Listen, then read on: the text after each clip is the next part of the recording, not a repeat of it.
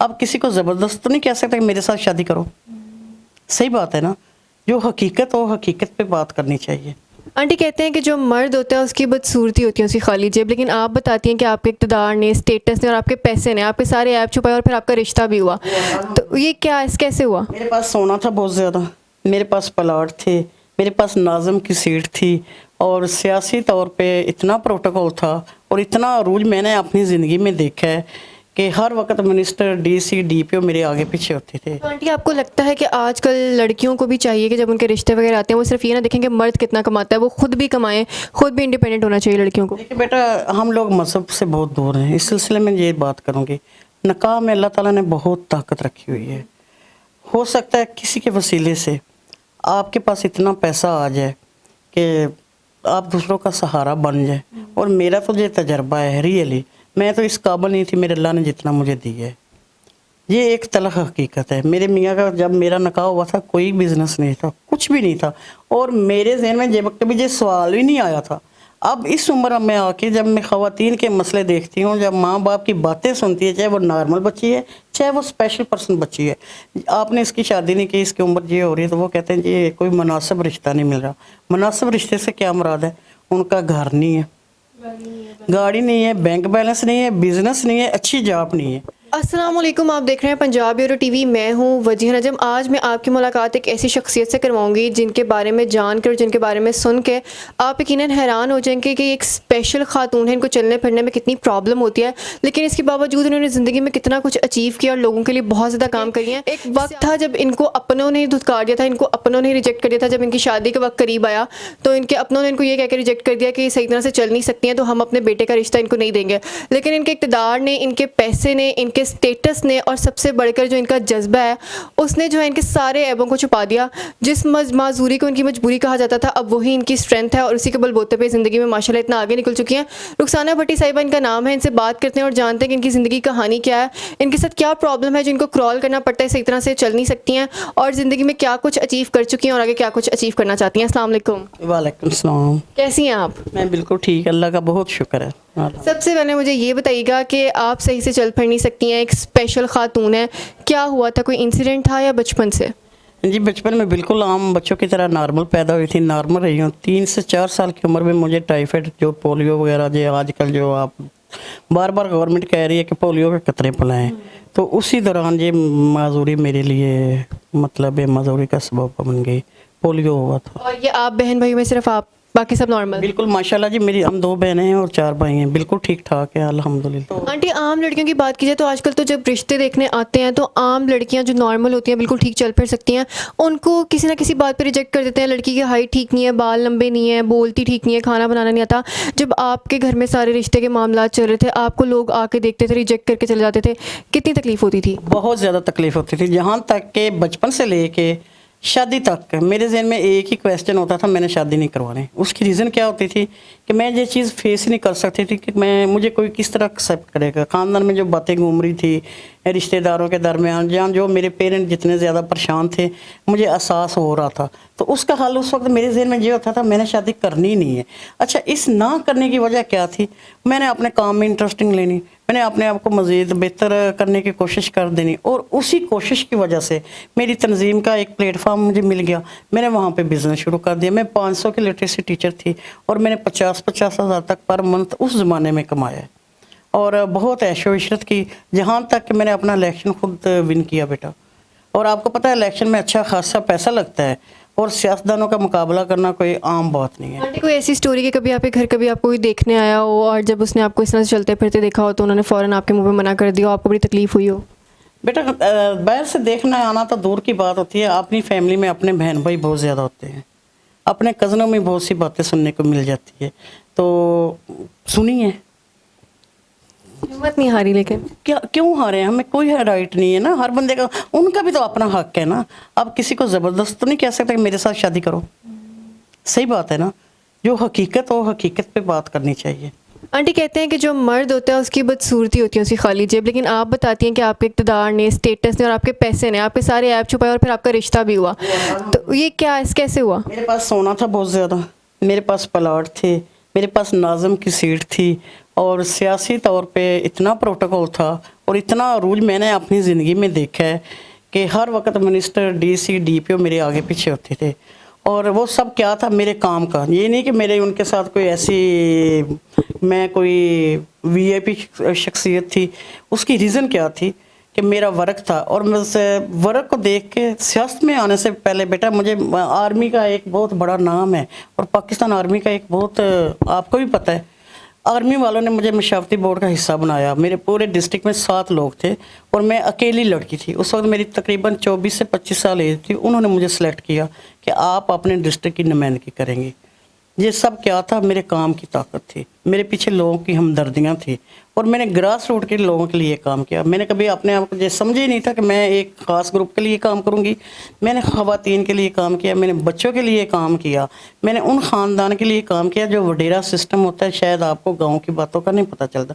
وہ لوگ جب کام کے لیے کہیں جاتے ہیں مقروض ہو جاتے ہیں، ان کی وہ مالک اس وقت تک نہیں چھوڑتے جب تک آپ ان کی رقم واپس نہیں کرتے، ان کے بچے بھی ان کے مقروض رہتے ہیں۔ میں نے کئی ایسی فیملیوں کو فی سبیل اللہ ان کی چھڑایا ہے۔ آنٹی آپ کو لگتا ہے کہ آج کل لڑکیوں کو بھی چاہیے کہ جب ان کے رشتے وغیرہ آتے ہیں وہ صرف یہ نہ دیکھیں کہ مرد کتنا کماتا ہے، وہ خود بھی کمائیں، خود بھی انڈیپینڈنٹ ہونا چاہیے لڑکیوں کو؟ دیکھیں بیٹا، ہم لوگ مذہب سے بہت دور ہیں، اس سلسلے میں یہ بات کروں گی، نکاح میں اللہ تعالیٰ نے بہت طاقت رکھی ہوئی ہے۔ ہو سکتا ہے کسی کے وسیلے سے آپ کے پاس اتنا پیسہ آ جائے کہ آپ دوسروں کا سہارا بن جائے، اور میرا تو یہ تجربہ ہے ریئلی، میں تو اس قابل نہیں تھی، میرے اللہ نے جتنا مجھے دی ہے۔ یہ ایک تلخ حقیقت ہے۔ میرے میاں کا جب میرا نکاح ہوا تھا کوئی بزنس نہیں تھا، کچھ بھی نہیں تھا، اور میرے ذہن میں جب کبھی یہ سوال بھی نہیں آیا تھا۔ اب اس عمر میں آ کے جب میں خواتین کے مسئلے دیکھتی ہوں، جب ماں باپ کی باتیں سنتی ہے، چاہے وہ نارمل بچی ہے چاہے وہ اسپیشل پرسن بچی ہے، آپ نے اس کی شادی نہیں کی، اس کی عمر یہ ہو رہی ہے، تو وہ کہتے ہیں جی کوئی مناسب رشتہ نہیں مل رہا۔ مناسب رشتے سے کیا مراد ہے؟ ان کا گھر نہیں ہے، گاڑی نہیں ہے، بینک بیلنس نہیں ہے، بزنس نہیں ہے، اچھی جاب نہیں ہے۔ اچھا، میرے سسرال میں جو مجھے گھر ملا تھا نا، اس کے اندر سے لاک ہی نہیں تھا، اندر سے کنڈی نہیں لگی ہوئی تھی۔ مجھے کئی دن اس چیز کا احساس ہی نہیں ہوا تھا، حقیقت ہے، مجھے پتہ ہی نہیں تھا۔ اور اس سے بھی چھوٹا روم تھا، کبھی سوچا ہی نہیں تھا۔ الحمدللہ جب کہ شادی سے پہلے میں انڈیپینڈنٹ تھی، میرا تو اپنا بڑا وی آئی پی روم میں نے سیٹ کیا ہوا تھا۔ میں نے کبھی یہ بھی نہیں سوچا تھا میں اتنے اچھے گھر سے، جب ماشاءاللہ 4 بھائی ہیں میرے، جب میرے باپ نے میرے اتنے ساتھ دیا ہے، جب پڑھی لکھی فیملی سے آئی ہوں، اور ان کا ماحول کیسے کبھی سوچا ہی نہیں تھا۔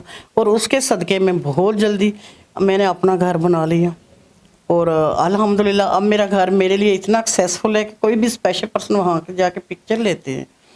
میں نے اپنا ڈرائنگ روم میں میری 25 سے 30 خواتین کی چھوٹی موٹی میٹنگز میرے گھر میں ہو جاتی ہیں الحمدللہ، اور اللہ پہ بھروسہ تھا۔ آنٹی ہسبینڈ کی طرف سے کتنی سپورٹ تھی؟ کبھی کوئی تانا تو نہیں ملا ڈسیبلٹی پہ، کسی چیز پہ، ان لاس کی طرف سے، ہسبینڈ کی طرف سے؟ بیٹا یہ بات ذہن میں رکھنا، جو اسپیشل پرسن ہوتے ہیں نا، ان کی شادیاں نہیں ہوتی، ان کا بزنس ہوتا ہے، اور میں بھی اپنے بزنس میں کامیاب رہی ہوں۔ میں نے کبھی اپنے ہسبینڈ سے یہ شکوہ ہی نہیں کیا کہ آپ کیا کرتے ہیں جب میں کیا کرتی ہوں، کیونکہ مجھے اس وقت پہلے دن بھی احساس تھا کہ میں نے اپنی لائف کیسے گزارنی ہے۔ دیکھیں، شادی ہو نہ ہو، آپ کا بزنس ہے نہیں ہے، آپ کے بچے ہیں نہیں ہیں، لیکن آپ ایک انسان ہیں، آپ نے زندہ رہنا ہے، آپ کو پیسہ بھی چاہیے، کھانا پینا بھی چاہیے، آپ کو چھت بھی چاہیے۔ تو میں نے جیسے پہلے سوچا تھا، میں بہت دور اندیش تک سوچتی ہوں، اور اسپیشل پرسن کی ایک اللہ تعالیٰ کی طرف سے کوالٹی ہے، سمجھ لیں، اگر اللہ آپ کی ایک چیز لیتا ہے تو اس کے بدلے آپ کو بہت کچھ دیتا ہے۔ آنٹی ایسے لوگوں کو جو معاشرے میں ڈسیبل لوگوں کو، اسپیشل لوگوں کو حقارت کی نظر سے دیکھتے ہیں، یا دیکھتے ہیں کہ کچھ بھی نہیں کر سکتے ہیں زندگی میں اچیو، ان کو آپ کوئی پیغام دینا چاہیں تو دے سکتی ہیں؟ بیٹا جنرل ضیاء کی ایک بیٹی تھی زین، وہ ذہنی طور پہ اب نارمل تھی، تو جنرل ضیاء نے اپنی دور حکومت میں نا اچھی پالیسیاں بنائی، ان پہ عمل ہونا نہ ہونا یا قائم نہ رکھنا وہ الگ ٹاپک ہے۔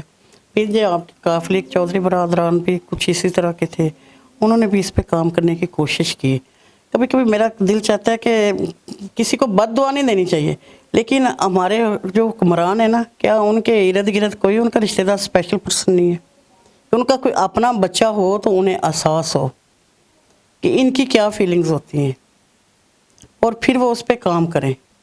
پھر انہیں احساس کے بعد میں کویسچن کروں کہ اب آپ کو کیسا لگا ہے کہ جو ہمارے ساتھ لوگ ڈونر ہوتے ہیں نا، جو فنڈنگ کر رہے ہوتے ہیں یا جو ہماری بات سن رہے ہوتے ہیں، वो बज़ाहिर हमें ऐसा लगता है कि जो हमारे पास ना फरिश्ता बन के आ रहे हैं, कि जो हमारा साथ दे रहे हैं। जब हम उनकी तहकीक करते हैं, जब हम उनके फैमिली मेम्बर बन जाते हैं, जब हमारा आना जाना शुरू हो जाता है, तो बाद में पता चलता है हाय इस अंकल ने तो वो फंड इसलिए दिया था, इसकी बेटी स्पेशल पर्सन, उसको उस दर्द का एहसास है, उसका बेटा इस तरह का है।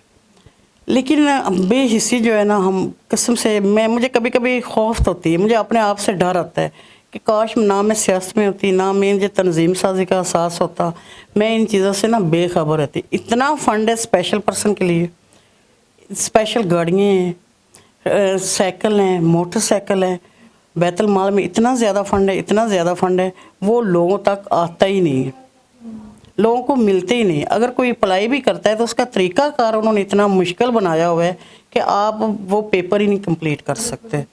आप हुकूमत पाकिस्तान की तरफ से देख लें, आप बैतुल पंजाब की तरफ से देख लें, आप ज़कात वालों से देख लें, और मुझे इस चीज़ पे हैरानगी होती है। एक तरफ आप कह रहे हैं जी गरीबों, यतीमों, बेवा और माजूर अफराद की बहाली का पैकेज, वो कहाँ जाता है? वो आता क्यों नहीं है? अगर आता है तो सियासत में सबसे करीब तो मैं हूँ, मुझे क्यों नहीं कोई चीज़ मिली?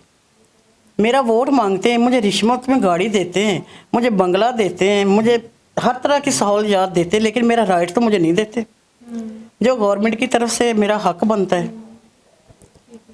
ये चीज़ें बड़ी मायूस कौन है।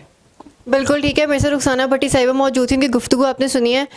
बेशक उनको चलने फिरने में दुश्वारी आती है, लेकिन ये चीज़ें जो उन्होंने सारी ज़िंदगी खुद फेस की हैं, लोगों ने क्रिटिसाइज़ किया, इनको डिस्करेज करने की कोशिश की कि ज़िंदगी में कुछ नहीं कर सकती, ये तो उन्होंने प्रूव करके दिखाया कि अगर कोई भी कुछ करना चाहे, मेहनत करे, जज्बा हो उसमें, तो सब कुछ कर सकता है। लड़कियाँ डिपेंड करती हैं लड़कों पर कि हमें कोई अच्छा लड़का मिले, कोई अच्छा शौहर मिले, पैसे वाला मिले तो हम शादी करेंगे। इनकी ज़िंदगी में वक्त था जब इनको कोई अपना बेटा, कोई अपना रिश्ता नहीं देता था, लेकिन जब इनके पास पैसा आया, इनके पास फेम आया, इनका स्टेटस अच्छा हुआ, तो इनके अपने जो इनको रिजेक्ट करते थे उन्होंने इनको कहा कि हम इनको रिश्ता देते हैं और हम अपने बच्चों की शादी इनसे करवाना चाहते हैं। तो सारा खेल यकीनन पैसे का है। उम्मीद करती हूँ आपको वीडियो पसंद आई होगी और यकीनन वीडियो से कोई ना कोई सबक ज़रूर मिला होगा आपको। अगले शो में आपसे दोबारा मिलूंगी। अपना बहुत ज़्यादा ख्याल रखिएगा। अल्लाह हाफ़िज़।